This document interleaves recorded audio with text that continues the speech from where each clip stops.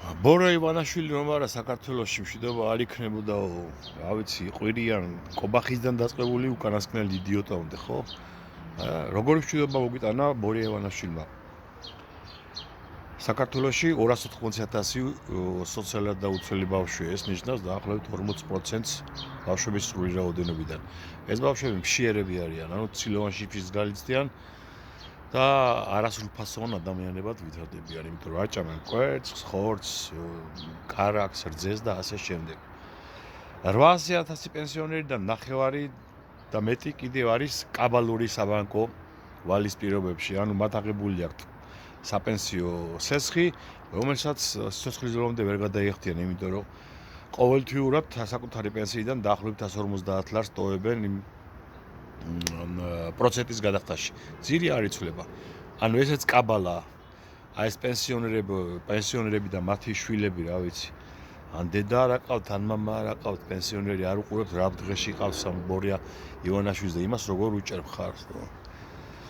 კაი, პენსიონერებიც ესე კაბალურ მდგომარეობაში ყავთ, აძარცვინა ამ იმას, რა ქვია, ირაკლი რუხაძეს Liberty Bank-ს და ეხლა ჩინელებს გადაულოცეს ეს ბანკი. ანუ რომ წარმოიდგინოთ, ჩინელები დაეპატრონენ ბანკს, რომელიც სადღაც 1,700,000 საქართველოს მოქალაქის პერსონალურ მონაცემებს განაგებს.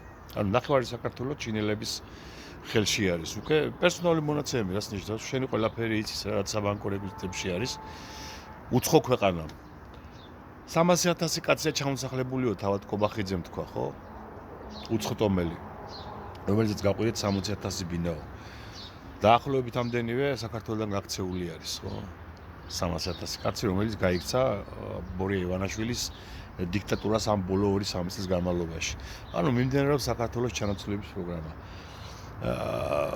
ნარკოტიკები ყოველ ფეხის ნაბიჯზე დედაქალაქის ცენტრში არის პირდაპირ კედლებზე მიკრული რა საღებავით დაწერილი ელექტრონული მისამართები, სად შეიძლება შეიძინოთ ნარკოტიკი და სად შეიძლება დასაქმდეთ როგორც ნარკოკურიერი.